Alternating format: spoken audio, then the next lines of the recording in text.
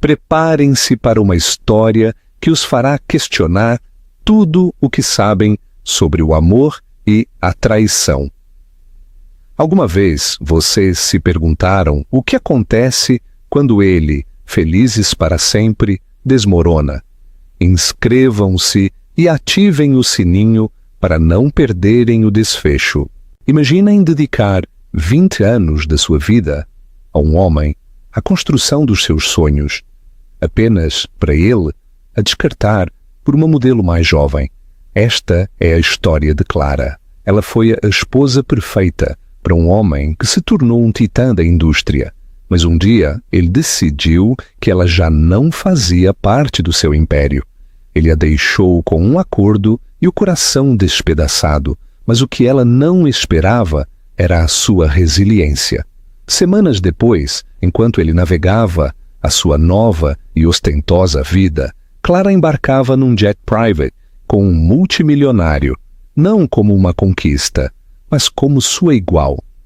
Esta não é apenas uma história de vingança, mas de redenção, de redescobrir o seu poder, quando o mundo a deu como perdida.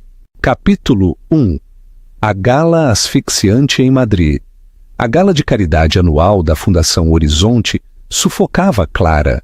Não eram as pessoas no grande salão de baile, nem o aroma enjoativo de milhares de rosas.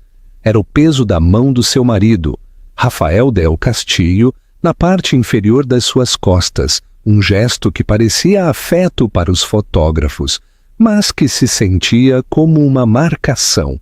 Rafael amava a teatralidade da sua vida, o casal perfeito, os filantropos influentes, a inveja do seu seleto círculo da alta sociedade madrilenha.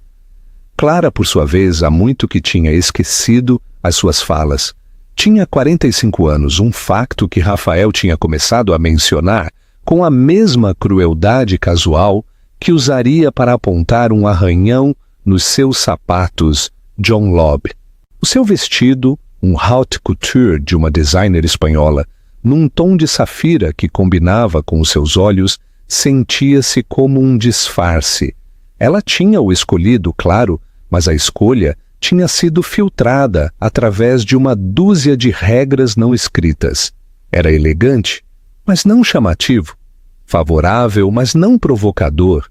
Digno de ser a senhora do castelo.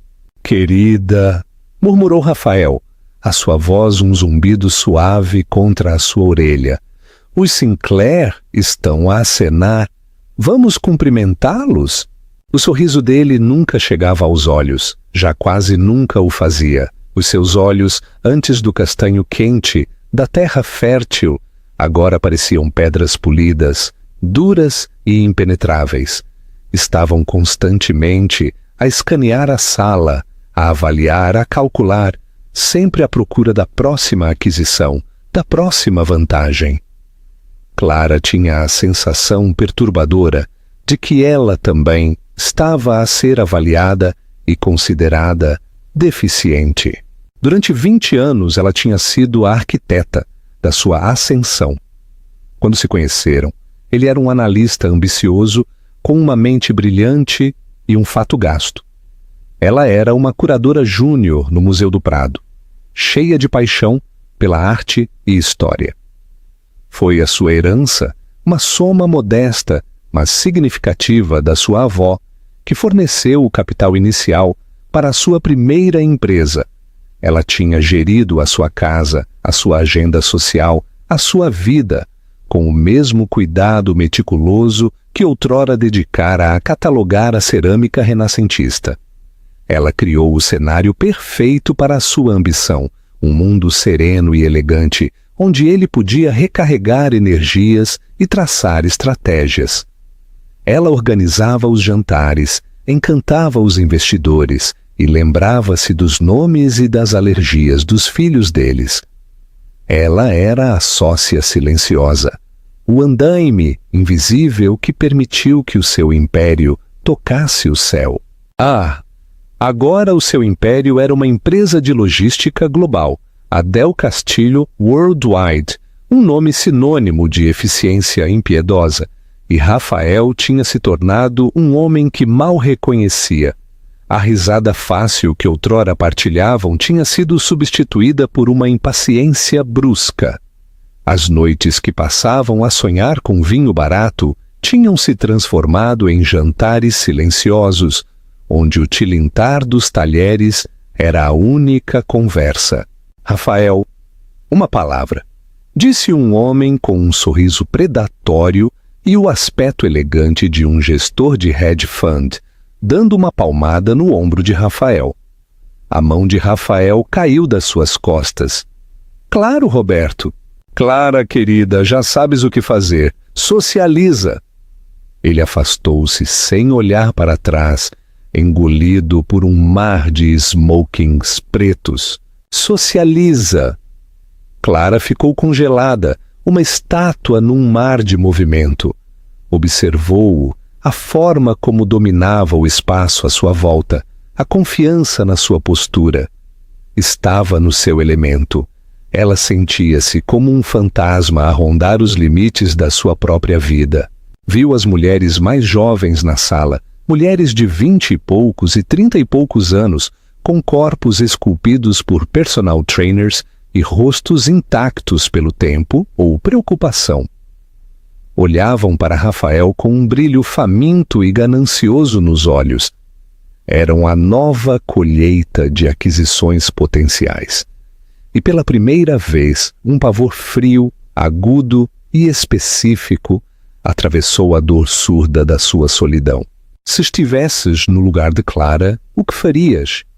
Lutarias pelo teu casamento ou procurarias a tua própria felicidade?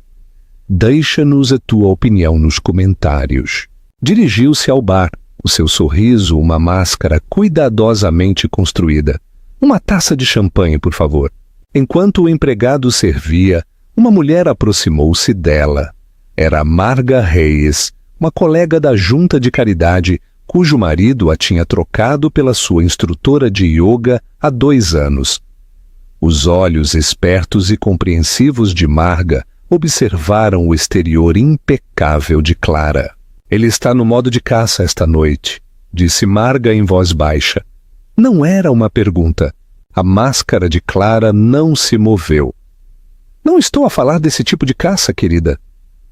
Marga tomou um gole do seu gin tônico. Viu com Siena Aguilar mais cedo, aquela que faz relações públicas para metade das startups da cidade. Ela tem 28 anos e parece que foi montada num laboratório com o único propósito de fazer com que o resto de nós se sinta obsoleta. O coração de Clara deu um salto doloroso. Siena Aguilar. Conhecia o nome. Rafael mencionara-a, elogiando as suas estratégias agressivas e visionárias. Ela era tudo o que Clara não era: jovem, faminta e totalmente current. Rafael respeita o trabalho dela, disse Clara, as palavras com sabor a cinzas. Marga olhou-a com uma mistura de pena e exasperação. Clara, acorda! Homens como o Rafael não respeitam o trabalho de mulheres como essa. Vêem uma mercadoria, um brinquedo novo e brilhante. Só te digo, cuidado com as costas. O resto da noite passou num borrão de sorrisos forçados e conversas sem sentido. Clara interpretou o seu papel, a esposa elegante e gentil. Mas as palavras de Marga tinham sido uma pedra atirada às águas calmas e estagnadas da sua negação. Cada vez que via Rafael do outro lado da sala, ele parecia rir um pouco mais alto. A sua mão demorava-se um pouco mais no braço de uma mulher. Estava a atuar, mas esta atuação não era para o seu benefício partilhado. Era para ele. Capítulo 2. A queda do castelo.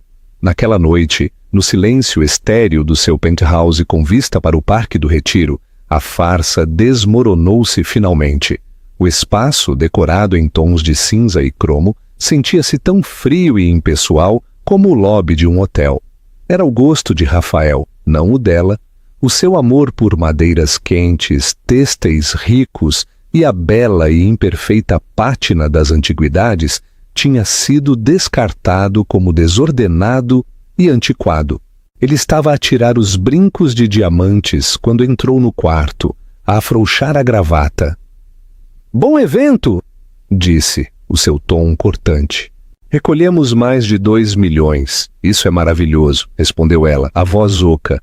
Ele olhou-a então, realmente olhou-a, e a sua expressão foi de profunda e cansada desilusão.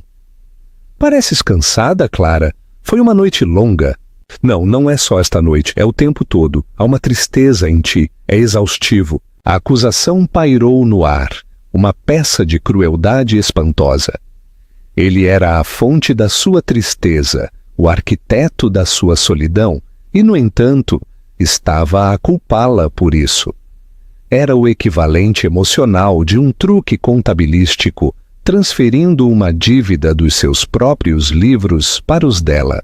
"Não estou triste, Rafael", disse ela, a voz a tremer ligeiramente. Não sei o que sou. Essa é a questão", disse ele a levantar-se e a começar a desabotoar a camisa. "Já não sabes o que és. Abandonaste-te, não fisicamente, mas em espírito. O fogo foi-se." Ele estava a descrever um problema que ele tinha criado, um fogo que ele tinha sistematicamente extinguido com anos de negligência e desprezo silencioso. Ela estava a construir um caso, apercebeu-se, não para uma reconciliação, mas para uma partida. O fundamento da sua vida, aquele que ela tinha construído com tanto cuidado, estava a ser sistematicamente desmantelado, e ela era a última a saber. Sentiu um tremor de medo, mas por baixo dele algo mais agitou-se. Um vislumbre de uma ira latente há muito tempo. A gaiola dourada tinha sido confortável, mas ela estava a começar a lembrar-se de como se sentia ao querer voar. O fim não veio com um estrondo, mas com o clique silencioso e deliberado do fecho de uma mala. Era uma manhã de terça-feira, 2 semanas após a gala. O dia era enganadoramente comum. A luz do sol entrava pelas janelas do chão ao teto do seu apartamento, a brilhar nas superfícies estéreis. Clara estava a arrumar tulipas brancas num vaso minimalista, um pequeno ato de rebelião contra a fria estética do apartamento. As flores eram um sussurro da mulher que ela costumava ser. Rafael entrou na sala, já vestido com um fato cinzento feito à medida. Não se estava a dirigir para o escritório. Trazia a mala, um objeto elegante, como uma arma, feito de fibra de carbono. Colocou-a sobre a mesa de jantar de vidro, com um suave baque que ressoou como a finalidade de um martelo. "Clara", começou, a sua voz desprovida de qualquer emoção. Era a sua voz de sala de reuniões, aquela que usava para aquisições hostis. "Precisamos de falar." O seu coração, que tinha estado num estado de ansiedade de baixo grau durante semanas, começou a bater com um ritmo frenético e doloroso contra as suas costelas. Virou-se das tulipas, a sua mão ainda a segurar uma única. "De acordo. Não estou feliz", disse ele, como se esta fosse uma revelação novidade. "Não tenho sido feliz há muito tempo, e tu também não." Era a mesma tática que ele tinha usado no quarto depois da gala, apresentando a sua decisão como mútua, uma bondade. Não a estava a abandonar, estava a libertá-la. A manipulação era tão profunda, tão audaz, que por um momento ela quase acreditou nele. "O que estás a dizer, Rafael?" perguntou ela, embora já soubesse. As palavras ficaram suspensas no ar, um guião que ela foi forçada a seguir. "Estou a dizer que isto não funciona." Gesticulou vagamente para o espaço opulento à sua volta. "Esta vida, nós, tornou-se uma atuação e eu estou cansado do palco. Então simplesmente acabas com isto?" O caule da tulipa na sua mão partiu-se. um som surpreendentemente alto na sala silenciosa. 20 anos! Simplesmente acabas com isto numa manhã de terça-feira? Não há um bom dia para isto, Clara. Pela primeira vez, um lampejo de algo, aborrecimento, impaciência, cruzou o seu rosto. Era um homem habituado à eficiência. Tinha alocado uma quantidade específica de tempo para este assunto desagradável, e ela estava a interromper o horário. Estou a tentar fazer isto com dignidade, para ambos. Abriu a mala. Dentro, aninhados em espuma cortada à medida, não havia papéis, mas sim uma série de documentos cuidadosamente encadernados, cada um com uma aba e um rótulo. Era uma execução, planeada com o detalhe meticuloso de uma fusão corporativa. Fiz os meus advogados redigirem um acordo de separação, disse ele, a empurrar um grosso documento sobre a mesa. É generoso, mais do que generoso. O apartamento é teu, um acordo lump sum de 20 milhões de euros, mais um estipêndio mensal de 50 mil euros durante os próximos 5 anos. Todos os ativos em teu nome continuam a ser teus. É limpo, sem complicações. 20 milhões de euros. O número era obsceno, concebido para atordoar até o silêncio, para comprar o seu consentimento. Era uma fração do seu patrimônio líquido. Ela sabia-o, mas para ele era um resgate de rei, uma mordaça de ouro. Estava a comprar o seu silêncio, a sua rápida e silenciosa partida da sua vida. Generoso, repetiu ela, a palavra com sabor a veneno. Olhou para o seu rosto à procura de um vestígio do homem com quem se tinha casado, o rapaz que tinha desenhado os seus sonhos num guardanapo, num café sujo, enquanto ela o olhava com olhos brilhantes. Não havia nada. Aquele homem tinha se ido, substituído por este estranho frio e polido. E quanto à minha contribuição? Perguntou ela, a sua voz perigosamente baixa. Os 20 anos da minha vida, a herança que te dei para começares a tua primeira empresa, isso está incluído no teu generoso cálculo? Ele suspirou, um som de pura exasperação. Clara, não seja sentimental. Isso foi há muito tempo. Negócios são negócios. Este é um acordo justo, o melhor que vais conseguir. A ameaça implícita era clara. Aceita-o, ou arrastar-te-ei para uma batalha legal, que te despojará de tudo, incluindo a tua dignidade. Ele sabia que ela nunca faria isso. Contava com a sua graça, a sua educação, a sua aversão a fazer um espetáculo. Estava a usar as mesmas qualidades que outrora afirmara admirar como armas contra ela. Então veio o golpe final e brutal. Conheci alguém, disse ele, os seus olhos finalmente encontrando os dela. Nem sequer teve a decência de parecer envergonhado. É Siena Aguilar. Tenho certeza que ouviste falar dela. Ela entende o mundo em que vivo agora. É dinâmica. Desafia-me. Tem 28 anos, pensou Clara. As palavras um grito silencioso na sua mente. É um modelo novo e brilhante, e eu sou a velha que está a ser trocada. A traição era tão profunda, tão clichê, que era quase risível. Não só a tinha deixado, tinha-a substituído por uma versão mais jovem e elegante da ambição que outrora fora o seu sonho partilhado. A dor era uma coisa física, uma agonia em brasa que começou no seu peito e se espalhou pelos seus membros, deixando-a fria e dormente. Sentiu o sangue a esvair-se do seu rosto. Afundou-se numa das cadeiras de jantar ridiculamente caras e desconfortáveis, o documento legal como uma lápide sobre a mesa à sua frente. Quero que estejas fora do apartamento até o final da semana. Continuou a sua voz agora enérgica, uma vez que a parte desagradável tinha terminado. Vou ficar no Hotel Ritz, Siena e eu vamos viajar um pouco. É melhor se fizermos uma ruptura limpa. Não estava só a deixá-la. Estava a apagá-la. Queria-a fora, fora da vista, para poder instalar a sua nova vida no espaço que ela ocupara. A pura e espantosa arrogância disso finalmente quebrou a sua comoção. Uma risada escapou dos seus lábios, um som seco e áspero. "Queres que eu vá?" perguntou ela, fechando a pasta. "Do meu home?" "É o melhor", disse ele, a endireitar a sua gravata.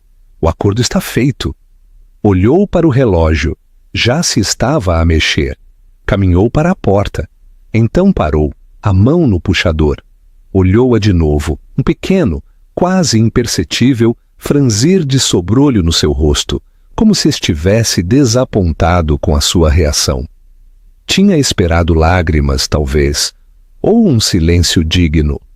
Aquele som cru e quebrado da sua risada era um cabo solto e desordenado. "Assina os papéis, Clara", disse ele, a sua voz a suavizar-se numa paródia de preocupação. "Não tornes isto mais difícil do que tem de ser. É hora de seguir em frente." E então ele foi-se embora. A porta fechou-se com um clique silencioso e caro, selando a sepultura do seu casamento. Clara sentou-se sozinha na sala banhada pelo sol, as tulipas brancas a murchar. O contrato de 20 milhões de euros sobre a mesa, como uma certidão de óbito. Tinha 45 anos e sua vida tinha acabado de ser declarada obsoleta.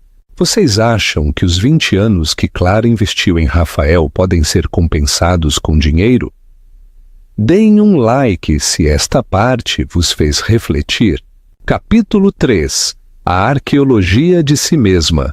O silêncio que ele deixou para trás era absoluto. Os primeiros dias foram um borrão de entorpecimento incrédulo. O apartamento, outrora um símbolo do seu sucesso, tornou-se um mausoléu. Cada objeto era um artefacto de uma vida que já não era dela. A arte nas paredes, escolhida por um comitê e aprovada por Rafael, parecia alheia. Os livros nas estantes, na sua maioria, tomos por ler sobre negócios e economia, troçavam dela. Vagava pelos quartos silenciosos e cavernosos como um fantasma, a tocar nas frias bancadas de mármore, no couro macio dos sofás, o seu reflexo um estranho pálido e brilhante no cromo polido. Não chorou. A comoção era uma barragem que continha uma inundação de dor, e ela temia o que aconteceria se ela se partisse. Em vez disso, uma ira fria e metódica começou a instalar-se. Rafael tinha lhe dado um prazo para o final da semana. Era uma afirmação final do seu poder, um último toque de faca. Ele esperava que ela se desmoronasse, que o seu assessor embalasse as suas coisas, que ela desaparecesse em silêncio. Ao terceiro dia, acordou com uma nova e ferrenha determinação. Se ele a queria fora, ela sairia, mas não seria apagada. Realizaria uma escavação arqueológica da sua própria vida, e ela decidiria que artefactos valiam a pena salvar. Começou no fundo do seu closet, um vasto espaço com clima controlado que cheirava a cedro e a dinheiro. Passou pelas suas filas de fatos e sapatos idênticos e dirigiu-se às caixas na prateleira superior. Dentro de uma delas, encontrou-os, velhos álbuns de fotos, do tipo com páginas pegajosas e película de plástico. A primeira foto era dela e de Rafael na sua lua de mel, numa pequena cidade banhada pelo sol em Toscana. Ele tinha 29 anos, o cabelo mais comprido, um sorriso parvo e apaixonado no rosto.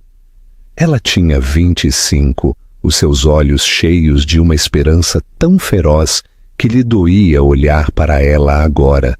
Sentou-se no chão, com o álbum estendido à sua volta, e pela primeira vez as lágrimas vieram. Não eram os soluços selvagens e histéricos que ela tinha temido, mas uma lenta e silenciosa cascata de dor pela mulher das fotografias. Aquela mulher tinha acreditado no amor, na sociedade, no para sempre. Tinha derramado toda a sua inteligência, a sua paixão, a sua própria alma neste homem. E ele tinha levado tudo isso. E depois tinha-o declarado sem valor. A dor era uma coisa física, a pressionar o seu peito, a dificultar a respiração. Chorou não só pelo fim do seu casamento, mas pela perda da sua própria identidade. Durante 2 décadas tinha sido a senhora Rafael del Castillo, o seu próprio nome, Clara Velasco, sentia-se alheio na sua língua. Quem era ela sem ele? A pergunta era um abismo aterrador. Não tinha uma carreira para onde regressar. Tinha renunciado às suas ambições curatoriais para apoiar as dele. Os seus amigos eram os seus amigos, casais que orbitavam no universo de Rafael. Continuariam leais a ela ou trocá-la-iam, como o seu marido, por uma conexão mais valiosa? O desequilíbrio de poder na sua relação tornou-se subitamente claro, brutalmente claro. Ele tinha uma corporação, uma nova vida, um futuro. Ela tinha um cheque de liquidação e um passado. Ele tinha-a isolado sistematicamente, tornando-a dependente dele não só financeiramente, mas social e emocionalmente.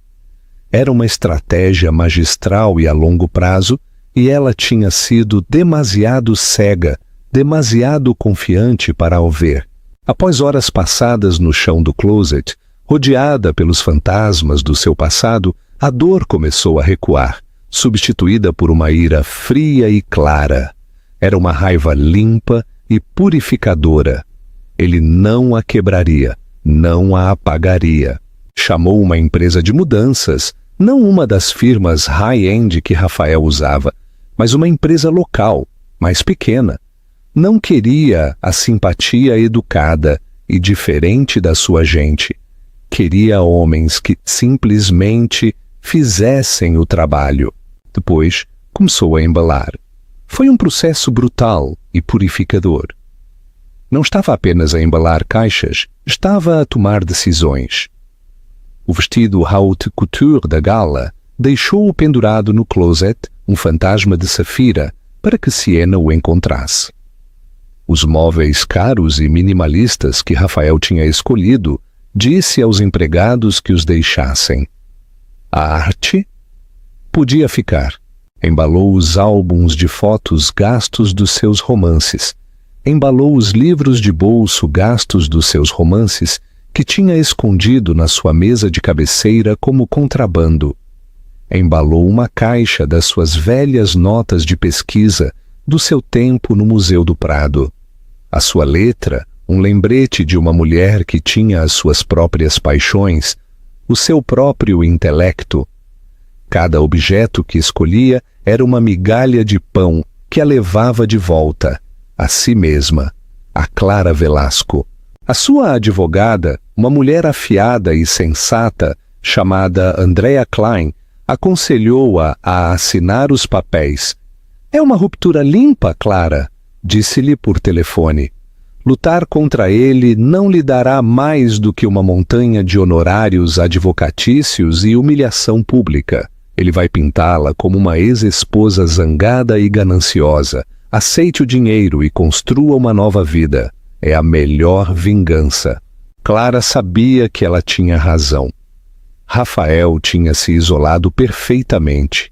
Por isso, com uma mão que apenas tremeu ligeiramente, assinou o documento que a separava legalmente da vida que tinha construído. Já não era a senhora do castelo.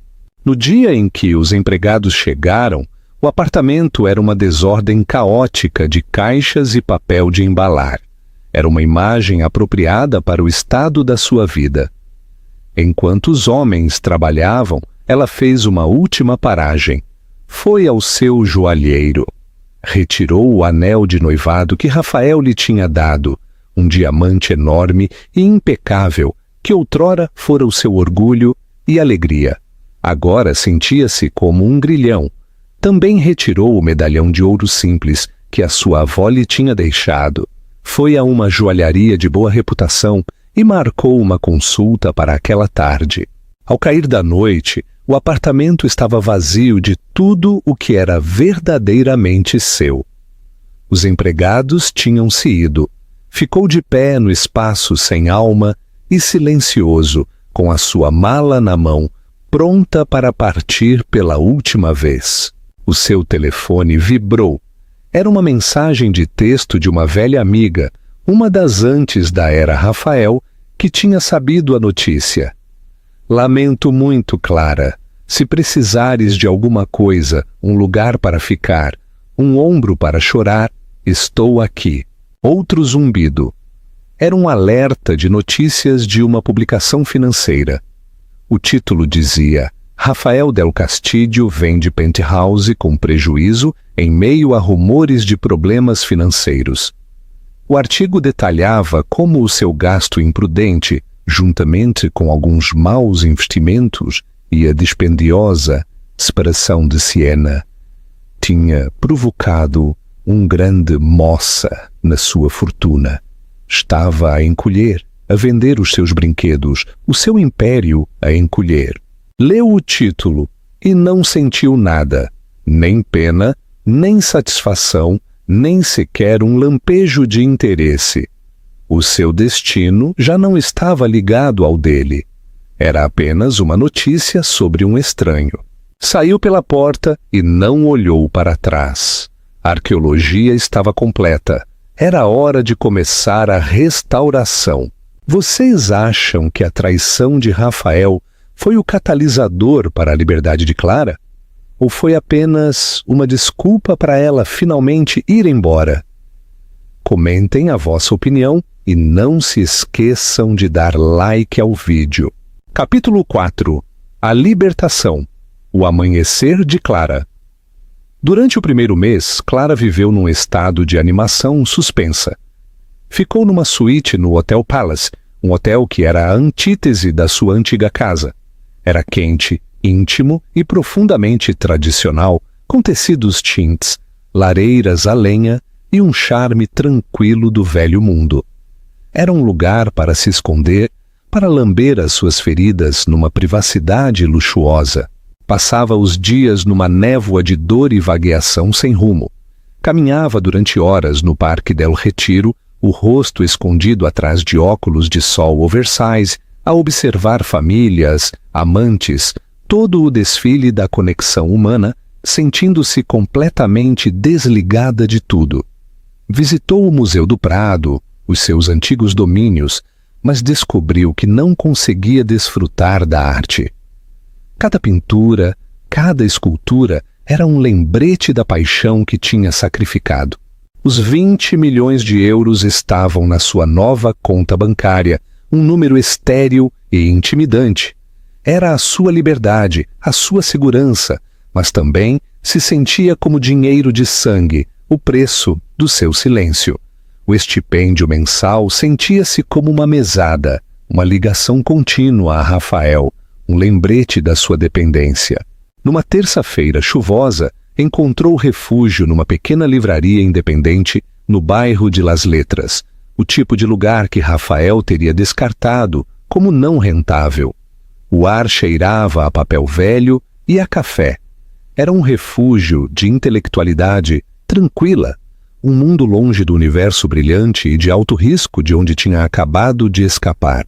Estava a passar os dedos pelas lombadas dos livros de História da Arte, uma secção que não se permitia visitar há anos, quando uma voz ao seu lado disse: "Uma colega entusiasta dos mestres florentinos, vejo eu."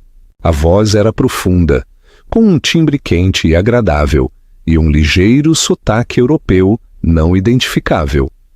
Virou-se. O homem ao seu lado era alto, talvez com uns 50 anos, com grisalho nas têmporas e olhos da cor de um mar tempestuoso. Vestia um suéter cinzento simples, impecavelmente cortado, e calças escuras, um traje de elegância discreta e tranquila.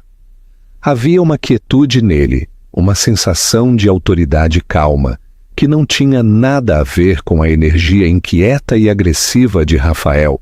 Costumava ser, respondeu Clara, a sua voz enferrujada pela falta de uso. Uma paixão como essa não morre, disse ele, o seu olhar curioso e amável. Apenas fica latente. Assinalou o livro que ela estava a tocar, uma monografia sobre o escultor Donatello. O David dele é uma obra-prima de arrogância juvenil e propósito divino, não achas?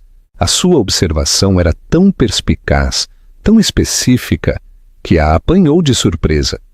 Era o tipo de conversa que não tinha há anos. O interesse de Rafael pela arte era puramente financeiro, uma classe de ativo. Ele falava de artistas em termos dos seus registros de leilão, não das suas almas. Sempre fui mais fã da sua Maria Madalena. Achou por si mesma a dizer, surpreendida com o seu próprio envolvimento. A de madeira na Catedral de Siena é tão crua, tão cheia de dor e arrependimento. É brutalmente humana. Um sorriso lento espalhou-se pelo rosto do homem, transformando seus belos e sérios traços em algo acessível e caloroso. Uma excelente escolha. É uma obra de perspicácia psicológica profunda. A maioria das pessoas prefere a beleza. Tu escolheste a verdade. Ficaram ali por um momento, um silêncio confortável a cair entre eles, a apreciação partilhada por uma obra de arte a criar uma intimidade inesperada. Sou Alexandre, disse ele, estendendo a sua mão. Alexandre Morrow. O seu aperto de mão era firme, a sua mão quente. Clara Velasco, respondeu ela, usando o seu apelido de solteira. Sentiu-se bem, sólido. É um prazer conhecê-la, Clara Velasco. Ele não pareceu reconhecer o seu nome, ou, se o fez, não deu qualquer sinal. No mundo de Rafael, toda a gente sabia quem ela era, ou melhor, o que era, a Senhora do Castelo. Aqui, nesta livraria poeirenta, era apenas uma mulher com uma opinião sobre Donatello. Era inebriante. Falaram durante quase uma hora, a sua conversa fluindo facilmente da escultura do Renascimento para a arquitetura moderna, para o simples prazer de um dia chuvoso em Madrid. Ele era espirituoso, inteligente e, mais importante, era um ouvinte fenomenal. Fez-lhe perguntas sobre as suas opiniões, não como uma formalidade social, mas com um interesse genuíno. Olhava-a quando ela falava, o seu olhar focado e atento. Sentiu-se vista, realmente vista, pela primeira vez em muito tempo. Soube que estava na cidade a negócios, embora fosse vago sobre os detalhes. Falou de viver em Londres, mas de viajar frequentemente. Havia um ar de mistério sobre ele, mas não era o mistério secreto e reservado de Rafael. Era a confiança calma de um homem que não precisava de anunciar a sua própria importância. Receio que tenha uma reunião a que ir, disse finalmente, com um olhar de genuíno arrependimento nos olhos. Mas não posso deixar de sentir que a nossa conversa está inacabada. O coração de Clara deu um bater de asas nervoso. Tinha esquecido o que se sentia, esta faísca de conexão com uma nova pessoa. O cortejo de Rafael tinha sido uma campanha estratégica. Isto parecia humano. Talvez, continuou ele, o seu tom casual, mas os seus olhos intensos. Me permitiria continuá-la durante o jantar de amanhã à noite? O convite foi tão direto, tão refrescantemente desprovido de jogos, que a sobressaltou. Eu gostaria, disse ela, um sorriso genuíno a chegar aos seus olhos pela primeira vez em semanas. Ele devolveu-lhe o sorriso, um enrugar de linhas finas que apareciam nos cantos dos seus olhos. Excelente!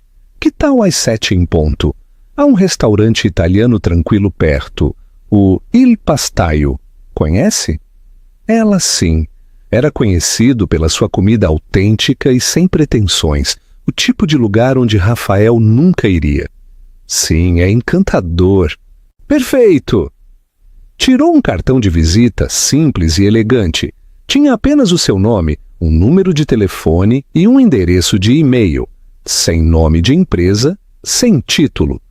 Caso os seus planos mudassem, deu-lhe um pequeno e quase cortês aceno de cabeça. E então ele foi-se embora, deixando o aroma, a chuva e a colônia cara para trás. Clara ficou por um momento, os seus dedos a traçar as letras em relevo do seu nome no cartão. Alexandre Moreau comprou o livro sobre Donatello. Enquanto caminhava de volta para o seu hotel, a chuva tinha parado e um raio de sol abria caminho por entre as nuvens. A cidade, que se tinha sentido tão cinzenta e hostil, de repente parecia cheia de possibilidades. Pela primeira vez em muito tempo, sentiu um vislumbre de algo que não era dor nem raiva, mas sim uma esperança tentativa e frágil. Tinha um encontro para jantar. Era algo pequeno, um único passo, mas era um passo para fora do passado e para o desconhecido.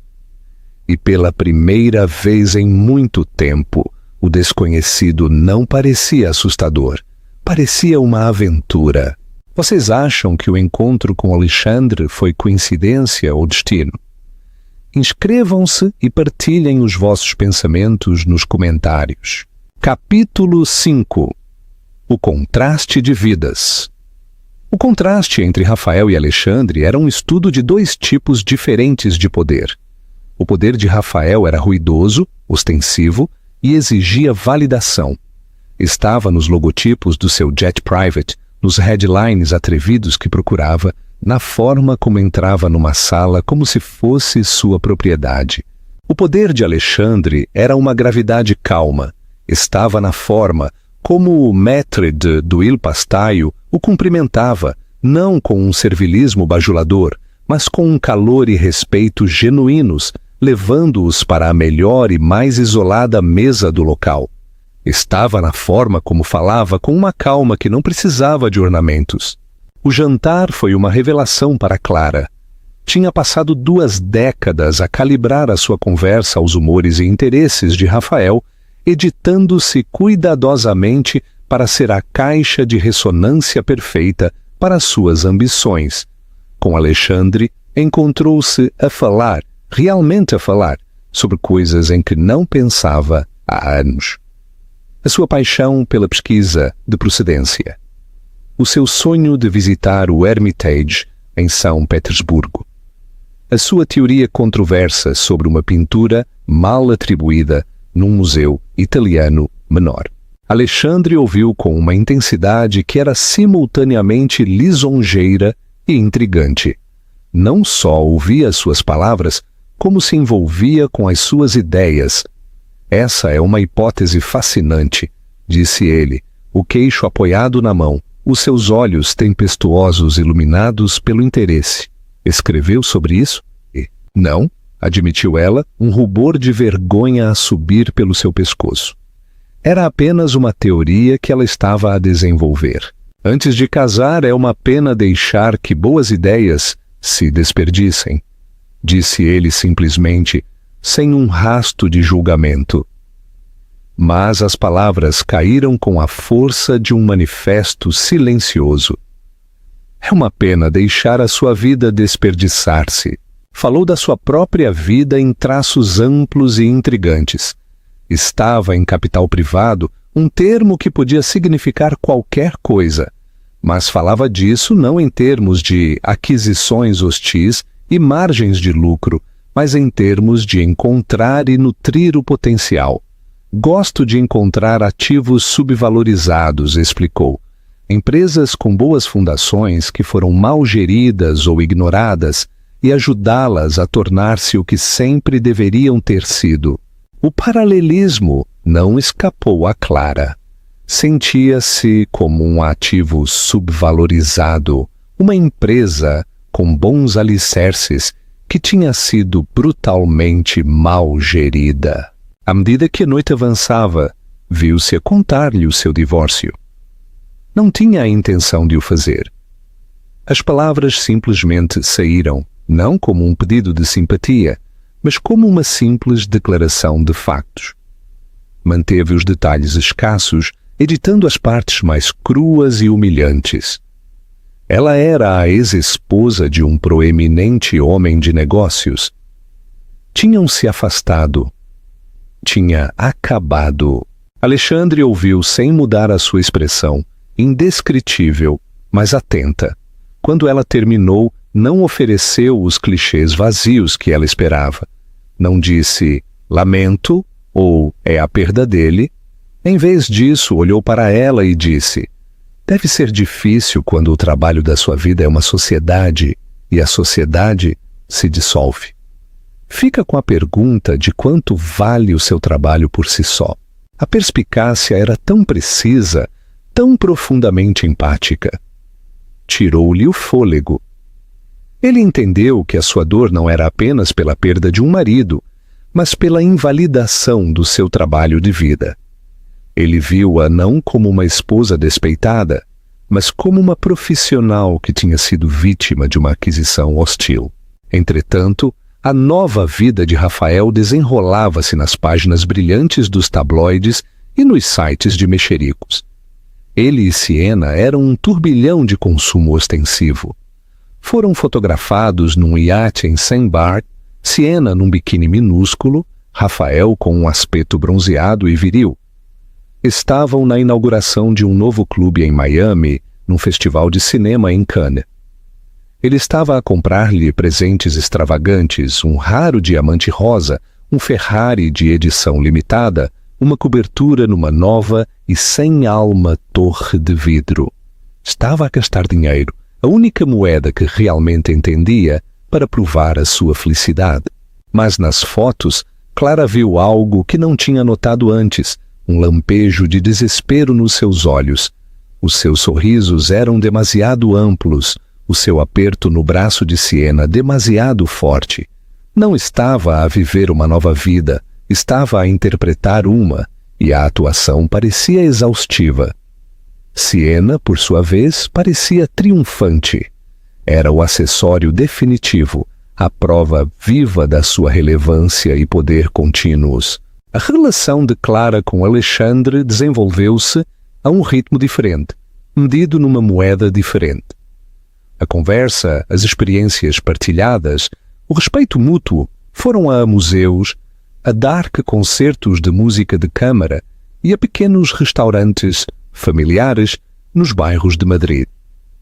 Ele estava a reintroduzi-la na cidade em que vivia, mas que nunca tinha conhecido de verdade. E, mais importante, estava a reintroduzi-la a si mesma. Uma tarde ele levou-a a uma galeria privada no bairro de Salamanca. A dona, uma mulher elegante com um corte de cabelo severo e intimidante, cumprimentou Alexandre com um beijo nas duas faces. Alexandre, querido, faz tempo. Levou-os a uma sala de visualização privada. Na parede havia uma única e deslumbrante pintura, uma paisagem que era simultaneamente abstrata e profundamente emocional. É uma aquisição recente, disse ele a Clara. Queria a tua opinião antes de finalizar a compra. Clara ficou sem palavras. Não estava apenas a pedir a sua opinião como num encontro casual, estava a consultá-la como uma perita. Aproximou-se da pintura. Os seus velhos instintos ativaram-se. Estudou as pinceladas, o uso da cor, a composição. Falou durante 10 minutos, a sua voz confiante e segura, dissecando a técnica do artista e a intenção emocional. Quando terminou, Alexandre e a dona da galeria olhavam-na com expressões de profunda admiração. Bem, disse a dona, a levantar uma sobrancelha para Alexandre, é melhor do que metade dos consultores que tenho na minha folha de pagamentos. Onde a encontraste? Tenho uma proposta para ti. Tenho uma coleção de arte bastante vasta e, francamente, é uma confusão. Está mal catalogada e suspeito que algumas das atribuições são otimistas. Preciso de alguém com bom olho e paixão pela verdade para a organizar. É um projeto enorme, exigiria viajar a Londres, a Genebra, a minha casa na Toscana.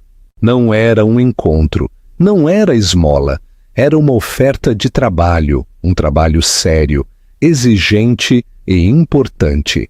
Era uma tábua de salvação, uma oportunidade para recuperar a parte de si mesma que tinha acreditado perdida, para sempre.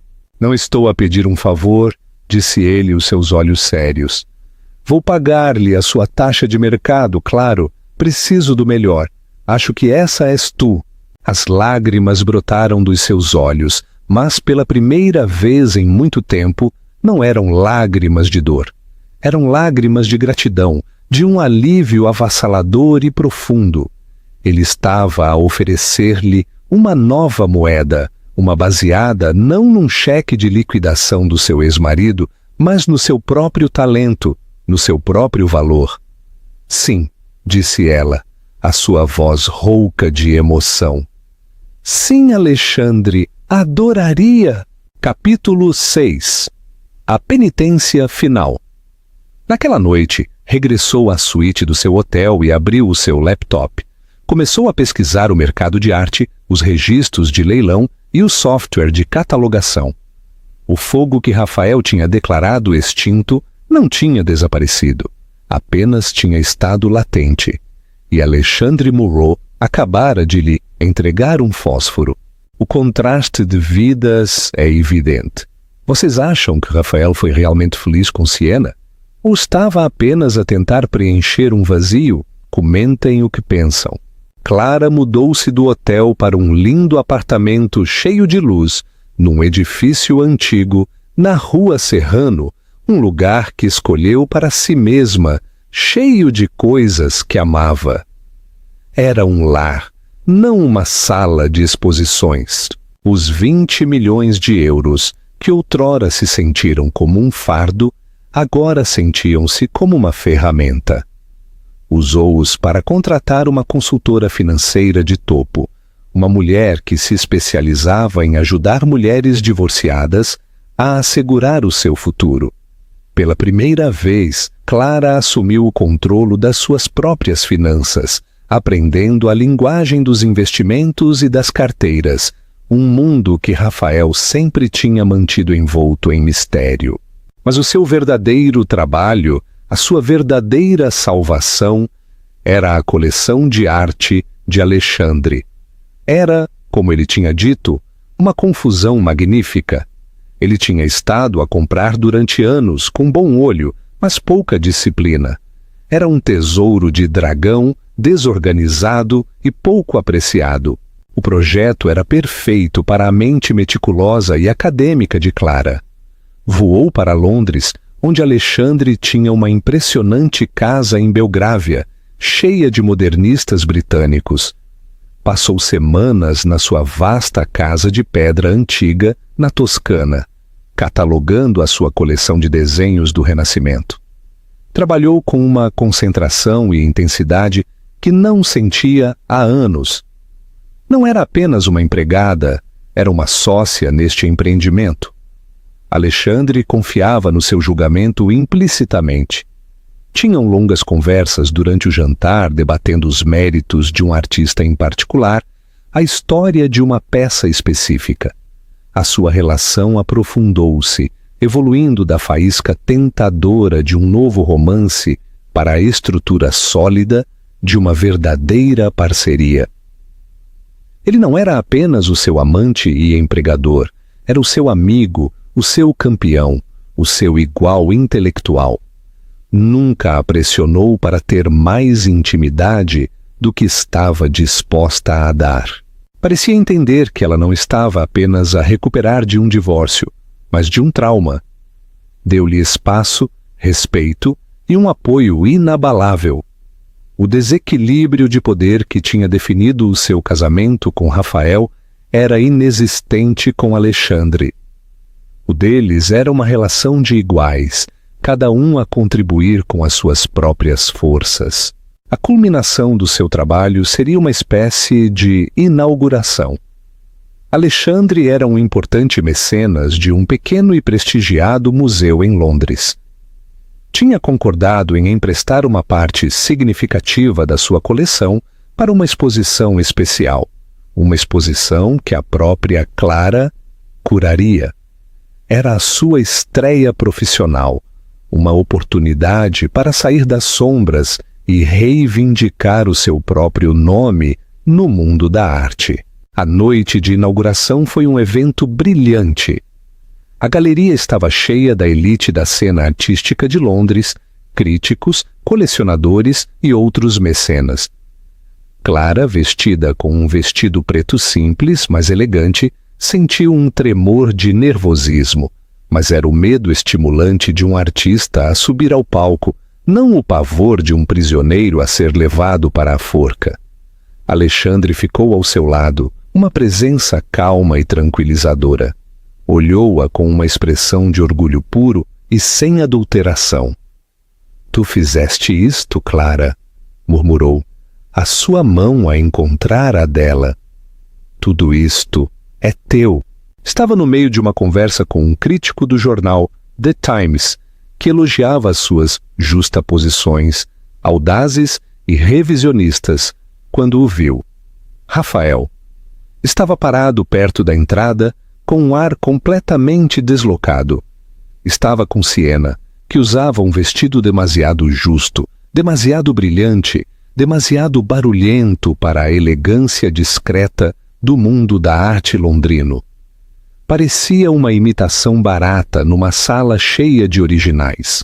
Os olhos de Rafael estavam fixos em Clara, e a sua expressão era de choque e total incredulidade. Obviamente tinha lido sobre a exposição. Tinha vindo. Apercebeu-se com um sobressalto de que tinha vindo para testemunhar o seu fracasso. Tinha esperado encontrá-la patética e quebrada, uma divorciada triste e solitária, a agarrar-se a um novo homem em busca de apoio.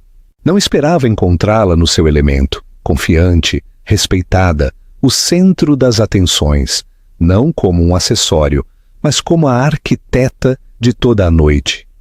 Olhou para Rafael e a comoção no seu rosto foi rapidamente substituída por uma raiva escura e possessiva.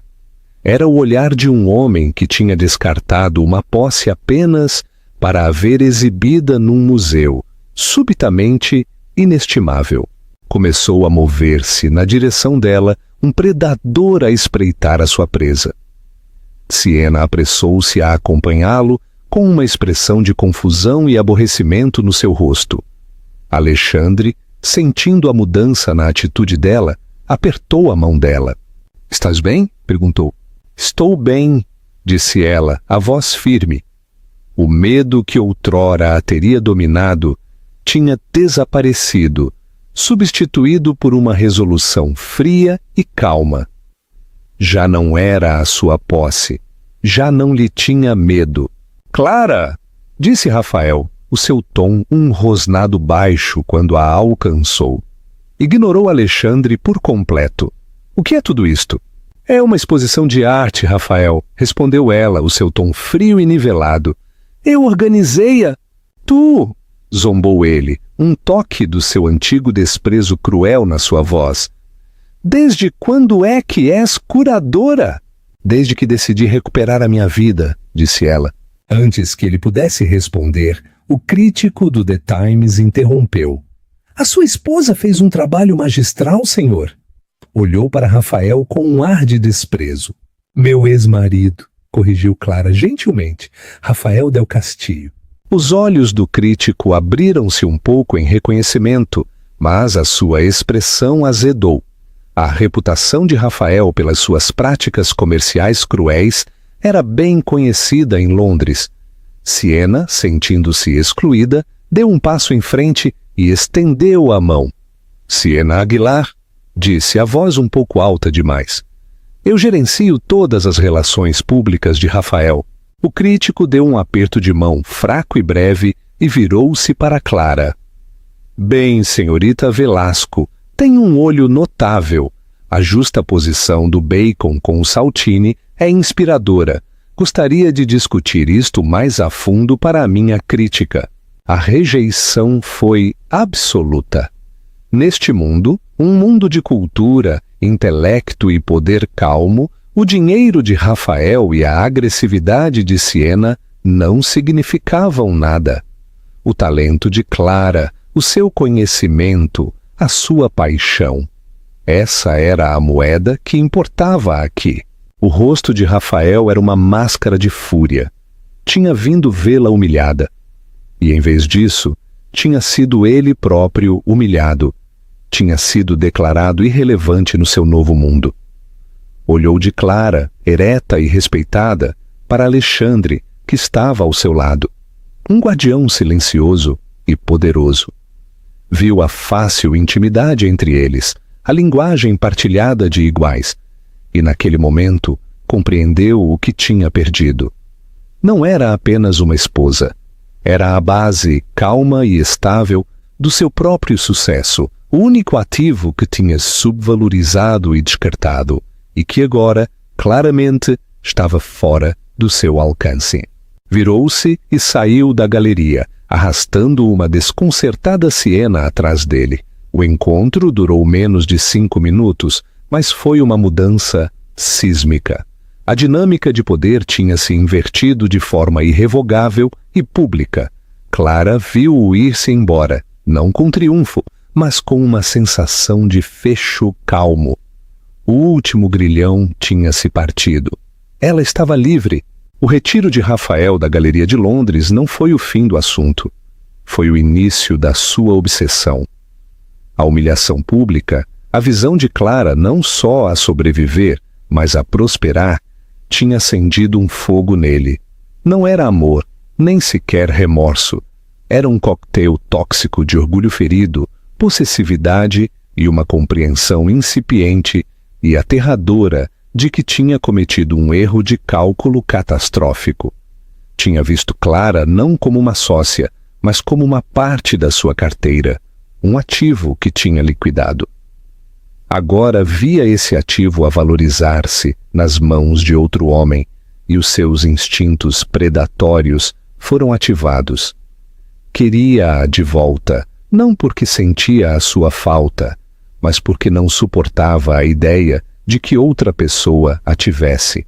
A sua vida com Siena começava a mostrar as suas fissuras. A emoção inicial da sua juventude e ambição tinha se desgastado, substituída pela irritante realidade da sua superficialidade. As suas conversas eram um ciclo de mexericos, nomes de marcas e métricas de redes sociais. Não era uma sócia, era um acessório de alta manutenção que exigia validação constante e um fluxo interminável de dinheiro. Ele tinha pensado que estava a melhorar, mas simplesmente tinha trocado um Rolls-Royce clássico e feito à mão por um carro desportivo chamativo e alugado que estava a revelar-se incrivelmente caro de manter.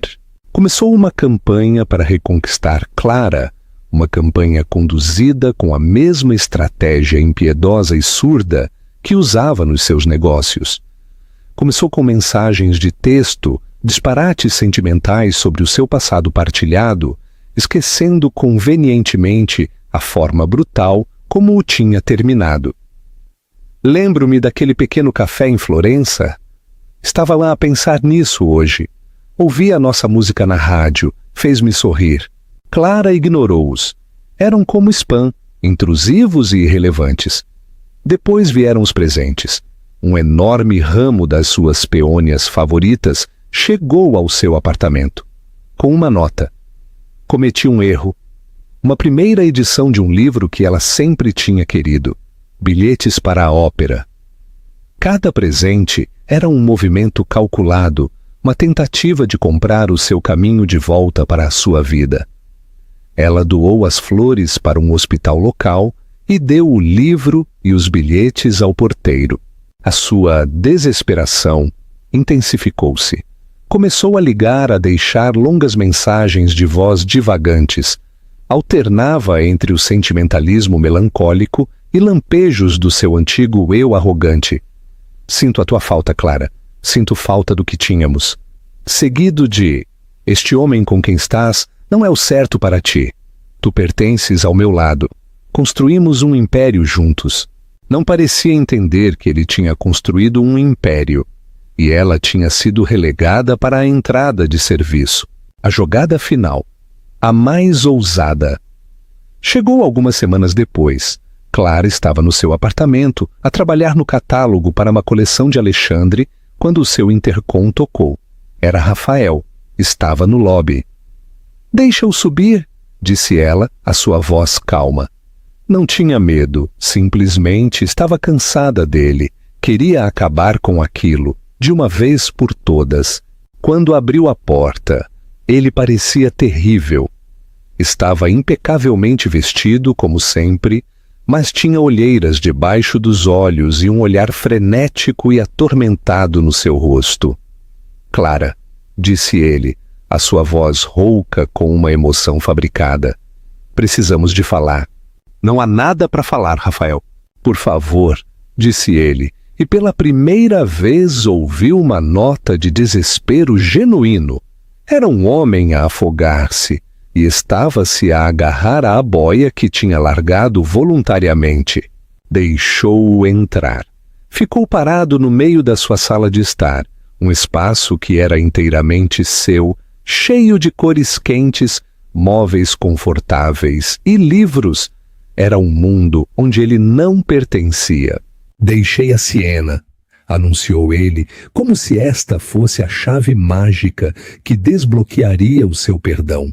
"Isso é entre tu e ela", disse Clara, impassível. "Não tem nada a ver comigo."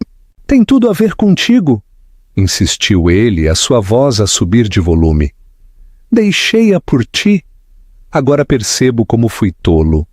Ela não era nada, uma distração.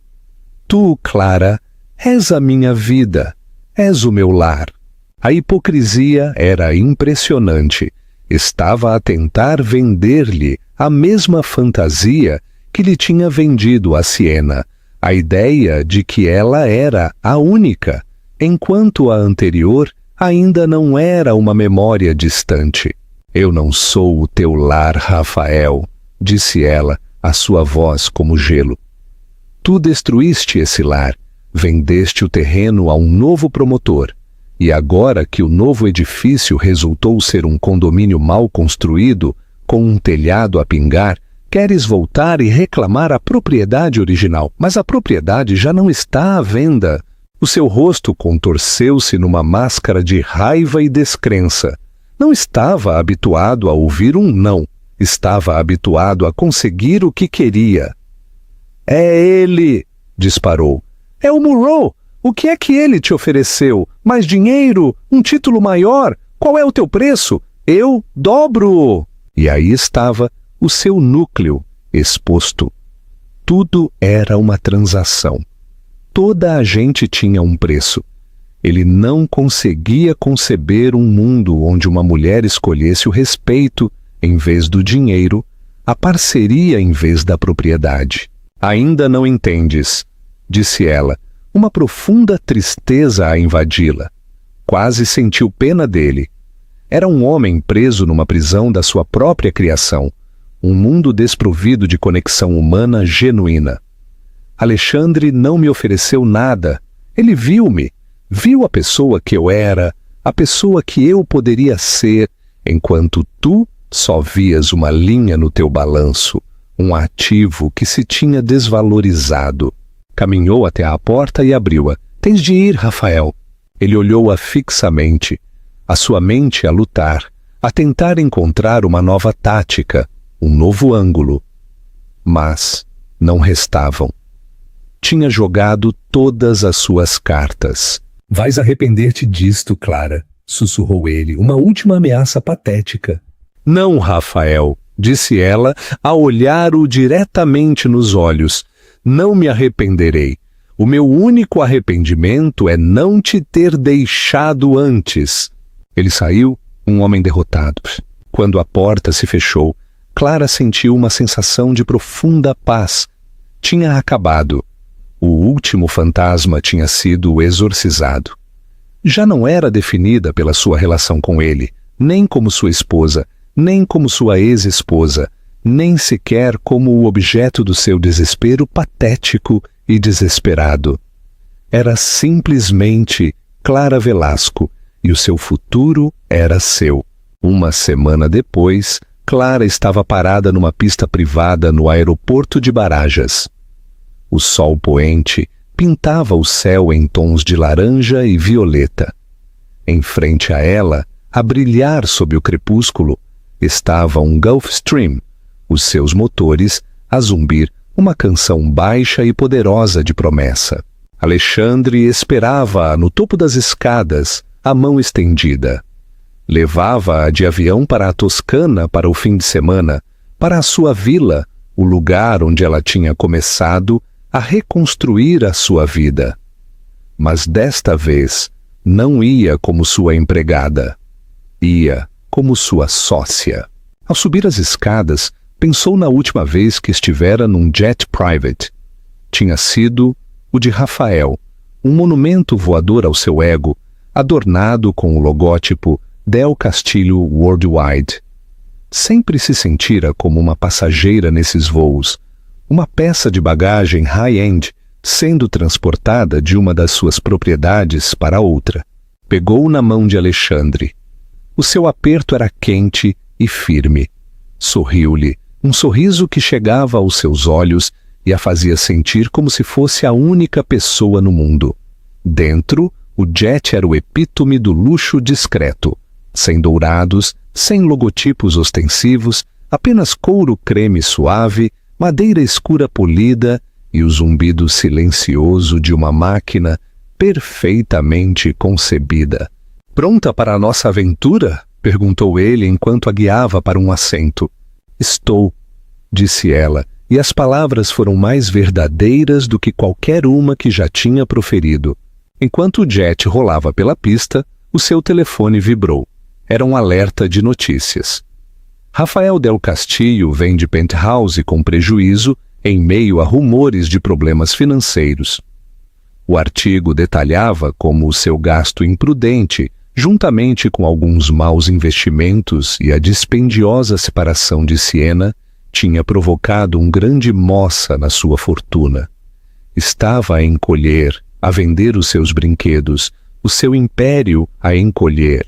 Leu o título e não sentiu nada, nem pena, nem satisfação, nem sequer um lampejo de interesse. O seu destino já não estava ligado ao dela. Era apenas uma notícia sobre um estranho. O jet acelerou, pressionando-a contra o couro macio do seu assento.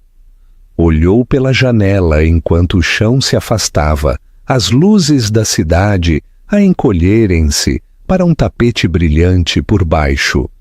Estava a elevar-se acima de tudo, literal e figurativamente. Alexandre serviu-lhes uma taça de champanhe a ambos. "Um brinde", disse ele, os seus olhos tempestuosos suaves à luz quente da cabina. "Há novos começos", disse ela, a brindar a sua taça contra a dele. Falaram enquanto o jet subia através das nuvens, o céu a mudar de um índigo profundo para um veludo negro salpicado de diamantes.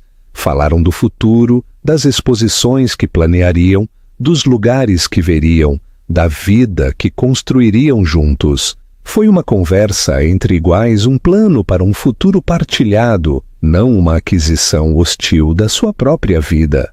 Outrora acreditara que a sua vida tinha terminado, que o seu valor estava ligado a um homem que a tinha declarado sem valor.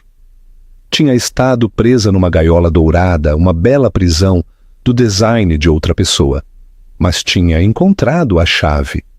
A chave não era Alexandre, nem o seu dinheiro, nem o seu estilo de vida.